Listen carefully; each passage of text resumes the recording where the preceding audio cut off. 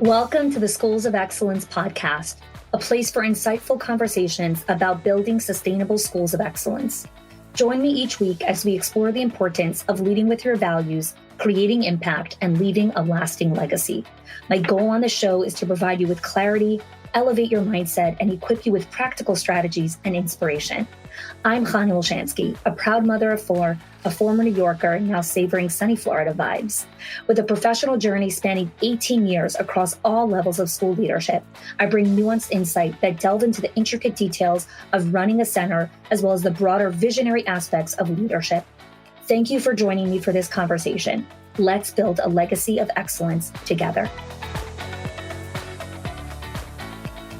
Hello, everyone. Welcome back to the Schools of Excellence podcast. I'm excited to kick off this brand new series called Veteran versus New Staff. And the way that I've really divided this series is in three core buckets where I see some of the biggest differentiators between veteran staff and new staff. So today's episode is going to be all about parent and child engagement and how the mindset of the veteran versus the newbie, how it's different, and how to really support the veteran staff and the new staff when it comes to parent and child engagement. Next week's episode is going to be all about professional development opportunities and how to create opportunities for both veteran and newbies, and then also understanding the differentiating factors associated with that. And then the last episode we're going to do is around leadership and decision-making in relation to veteran and new staff. So let's first start by diving in. And I want to create a frame for you where you can start to see what a veteran teacher is, what's a new teacher, and why it's so important to stop subscribing to cookie cutter models that really don't have any differentiation, any specificity in the way that we support these particular staff. So let's talk about the mindset of a staff, veteran staff for a second, okay? Veteran staff are experienced, okay? They have unique expertise. And so because they have this culmination of years of experience, they've developed a deep knowledge of the school community, the curriculum, and their teaching practices. So this is one of the hallmarks of a veteran teacher. Another hallmark of a veteran teacher is the investment in the school. So veteran staff have dedicated a significant portion of their careers to a specific school, right? They've established strong connections with colleagues, with students, with families. And so there's a certain investment in the school. The other mindset of a veteran teacher is their desire for recognition. Okay, after years of service, veteran staff are seeking recognition for their contributions, for their achievements, and they really value the acknowledgement around their expertise and their leadership and the impact that they've had on the school. Another unique hallmark of veterans is institutional knowledge. So this is a huge thing of what I talk about in relation to how that correlates with retention, how that correlates with profit, how that correlates with brand reputation, and really brand equity inside of the school community and then the community at large. When someone has institutional knowledge of an organization, right, they have this historical context of the school's evolution, the challenges, the successes, and so they play a really critical role in preserving and really passing on this knowledge to newer staff members. They really become a part of the storytelling of the school's journey and its evolution, which is such a huge part of creating loyalty and just brand connection. And so institutional knowledge is a hallmark for you to recognize, is this person a veteran in my center? So now let's talk a little bit about the mindset of new staff. Okay. New staff are in the learning and adaptation phase, right? They are in the process of learning, of adapting to their roles. They are learning expectations. They typically will experience a very steep learning curve as they chart unfamiliar territory. Okay. So they are not coming with all this expertise and experience. They are coming into very unfamiliar territory. Another component of a newer teacher is they are seeking support and guidance, right? They are looking for colleagues that they can connect with and go hip to hip with as they acclimate to this new environment. And they are seeking a lot of reassurance as they develop their teaching practices. Again, these are all mindsets and you understanding how to approach differently the veteran versus the newbie. Okay. Let's talk about what's another hallmark of a newer teacher. New staff members are building confidence in their ability as educators. So they really need validation, encouragement, and recognition as their efforts to strive to become better need to go noticed so that they can build their confidence chips. Okay. The final component of a new teacher is the desire to establish relationships.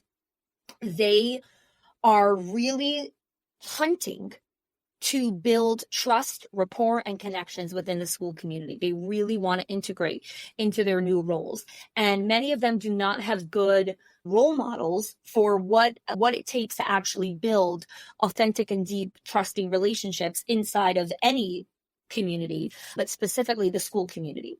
So this is just a little bit high level mindset of the difference between the veteran and the newbie. So let's go a little bit further. I want to share with you some of the research that's been done in some of the core categories that you'll really see some really core differences between veteran and new teachers. One of the areas are teaching practices. There was in the Journal of Human Resources, there's a research that was done. The research was why public schools lose teachers.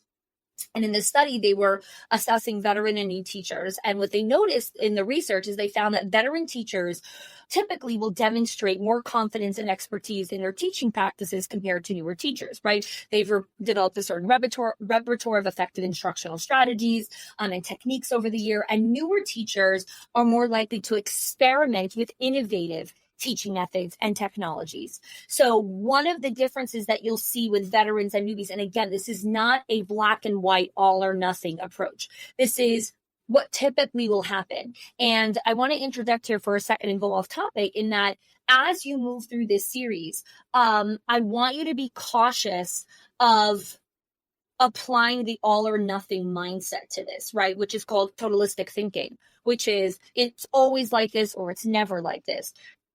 These are some common benchmarks to look at, but this is by no means a complete diagnostic around, and this is the way to deal with this, and this is the way to deal with that. I'm going to give you a lot of different strategies and a lot of different ways to look at this, and I'm going to invite you to level up as a leader and discern what makes sense for you.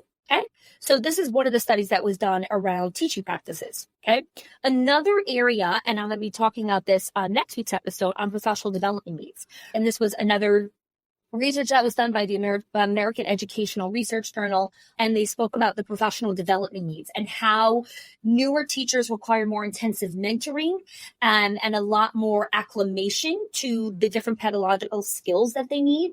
And veteran teachers have very distinct professional development needs, and that they're looking for opportunities for up-leveling what they already know and also understanding how to bring technology integration into their roles.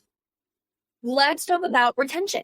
Okay, another component where you see the difference between veteran and newbies. Okay, this is another study that was done by Educational Research. It was a study of whole teacher recruitment and retention, and what they found is that veteran teachers are more likely to stay in the profession longer term, while newer teachers are often at a higher risk of leaving within the first few years, mainly due to job dissatisfaction, burnout, lack of support, and very challenging working conditions.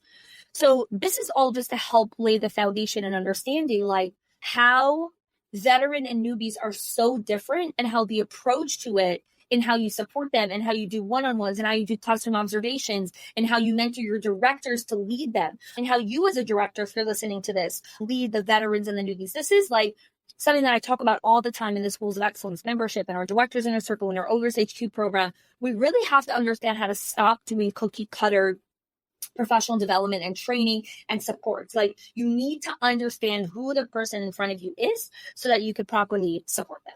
Let's talk about parent and child engagement here and how it differs between veteran and newbies. And I'm going to give you a lot of different ideas. Okay. Let's talk about child engagement. The veteran teachers have really honed their skills in engaging and motivating children through years of practice, right? They've built this whole toolbox of different strategies that they can pull into and tailor to the needs and interests of each individual child. So they've built this toolbox. The new teacher does not have that toolbox yet. They are seeking guidance in what are other strategies that I can use to support this particular child? And so, in the way that you deal with the child engagement or the child's behaviors when you're working with veteran versus newbie, is really providing opportunities for the veteran teachers to, because one of the kind of hiccups that happen is because they have such a repertoire, when something doesn't work with a particular child, many veteran teachers will start to blame the child.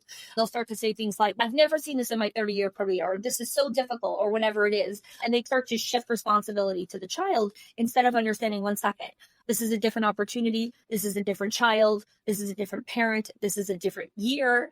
And so I need to look at this from a different perspective. And so the veteran teacher might need a lot more coaching from the perspective of, yes, you have a lot of experience and you've built up a lot of muscle memory in specific areas and how to work with particular children. And now you're given this particular child. One of the stories I always say, whenever I'm doing a training specifically for veteran teachers, or I'm doing a training that's specific for newbies, or I have a combination, I always say this story, where one of the first years that I went to be a teacher, maybe it was like, I don't know, and definitely the first 5 years of teaching, I went to this workshop, and the presenter there was telling the story how when she was 19, it was her first year teaching. She was teaching at elementary school, and she called up her dad, who was a principal already for like 40 years. He'd been in the classroom for many years, and now he was leading like a huge school in New York City. And she called up her dad, and she's like, I really wish I had 40 years of experience already. Like, I feel so equipped. Like, I have these 19 children. Like, I don't really know what I'm doing. And her dad told her, the children this year need the 19-year-old version of you.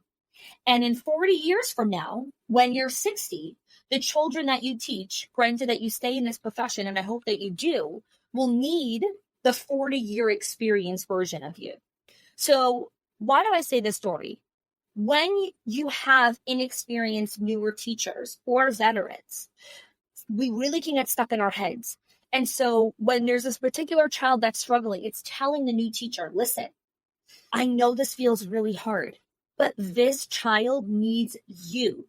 They are in your class because they need you, your experience, your expertise, your love, your heart, your soul. They need you. And the veteran teacher who's struggling, who just wants this little kid out of her class or his class, telling the teacher, this child needs you. They need your years of wisdom and discernment and experience. And why do I say that? This is not about kind of just over-grandiosing the teacher or making her feel better or manipulating her into wanting to do something. If you believe this, and I believe this to be true, but if you believe this to be true, that a child steps foot into the classroom, there's this sync that happens where if this child was meant to be in your classroom, which means you have a specific mission with this particular child. Now, if you don't believe in that, please don't tell that to your teachers because they will see right through your crap. But if you do believe in that concept, then share that heart with your staff. Tell them that. Okay, that's all enough for it. Parent and community connection. Veteran teachers have established a certain social standing and status with parents and community members over their years of service, right? And many of them may have very strong communication skills and very effective ways in connecting with stakeholders. Newer staff are still learning that, oh, this parent does this and this, they're in this process of building relationships. And they also are very new at communication skills, right? Just, okay, how do I deal when the person does X, Y, and Z? And what do I do when this happens? And what do I do when this happens? Communication is something that we're always learning and always getting better at. And so when we're looking at how to support veteran and new teachers through this journey, one of the first things I say is telling the young staff, never stop experimenting. Every parent, every child is so unique, and it is so essential to be adaptable and willing to try new approaches to meet their needs, right? We cannot hesitate to be like, I've tried everything already. You haven't, right? You haven't. And so being comfortable with looking at both sides of that. So let's take this a step further when it comes to veteran and new staff. The mindset of the veteran, while I explained this in the beginning of the episode, there's no, and this is one of the reasons why can sometimes feel ambiguous to listen to a conversation like this, because there aren't these hard and fast rules. There aren't these hard and fast rules where it's like, for every veteran, this is the best approach, or for every newbie, this is the best approach, because you can have some veterans who act like newbies, and you can have some newbies who can really like already act like veteran teachers already, right? So it's very important to understand these two concepts, but also understand the individualistic approach that is needed to supporting your different types of staff that are coming into your building. And let's go back to child and parent engagement here for a second. I want to give you a couple more ideas. When it comes to child engagement, the newer teacher sometimes comes from a place of, I wish I could just figure this out already. I wish this wasn't so hard, right? With child and with parent relationships. I wish I just knew the answer to this. They're looking for kind of this magical formula that they wish they just knew it, because the discomfort of the not knowing and the trial and error, which is the failing, is very harsh on their very fragile egos and their very fragile self-confidence. And so that's why when things are challenging, they're like, just take it out, like it's almost like ambushing their self-worth and their self-confidence. And so they just want the problem to go away with the parent or the child.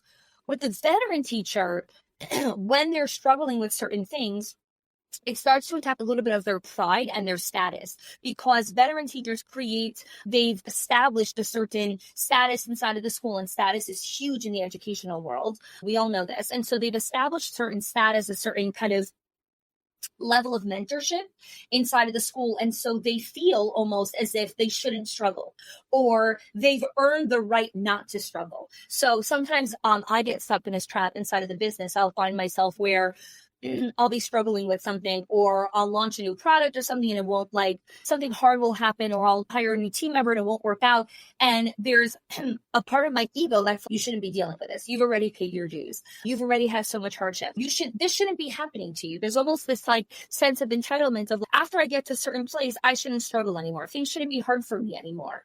And obviously that's so much ego that drives that. And so this is the beauty, again, of mentorship, of listening to podcasts like this, where it keeps us humble. It gives us this humility type of, look, at 1 second, nobody gave you a ticket to, you've graduated now, nothing in life will ever be hard for you again, right? And it's laughable when you hear me saying that. And so sometimes the veteran teachers can get stuck in that mindset. And so the thing that I want to leave you with here is, as a leader, here's what I want you to be reflective of when it comes to the veteran and the new staff. What signals are you sending your teachers that are subconsciously creating a certain mindset around, I shouldn't have to struggle, things shouldn't be hard for me, or I don't know why I'm dealing with this, or this is so unfair, or whatever it is, right? And the reason I'm saying that specifically in the context of this episode around veteran and new staff is, as we go into some of the other episodes in this series, a lot of the experience that the veteran and new staff will have is directly correlated to how you are feeding that particular. And so, yes, veteran teachers carry a lot of weight. We like our veterans. I love our veteran clients. I absolutely love our legacy clients. They've been with us for years. I know their stories. I know their family. I know their kids. I know their pets. I know so much about them. I've seen the arc of their journey. Like, it is so joyful for me to get to spend time with our legacy clients. And I also always want to make sure that I'm hanging out with our newer clients, because I want to get to know our newer people as well, not just hanging out with the legacy group or with our client fet. We've built relationships over time. And so as a leader, ask yourself some of these questions and be reflective around some subtle messages. Are you sending certain vibes that you like certain teachers over other teachers? And again, you might not be doing this, and that's fine. That's great. The point of the podcast is to elevate your thinking. It's to get you to think critically about things. And so I hope today's conversation really just started to open your mind to the different ways that you want to look at veteran and newbie teachers when it comes to child and parent relationships. Next episode, we're going to go into professional development opportunities. And so I hope you join us. If you are loving the Schools of Excellence podcast and have gotten any value out of it for your school, I would love if you can do 2 things for me. 1, subscribe to the show so you never miss an episode. And 2, can you please leave us a review? Reviews help other school leaders know that this is the place to learn how to build a school of excellence. And I would be so grateful if you can do that for us. Your help and support makes this show to be able to be listened by the thousands of other school leaders all around the world. Thanks so much for listening, for giving us your time and attention each and every week. And I appreciate that you have joined us.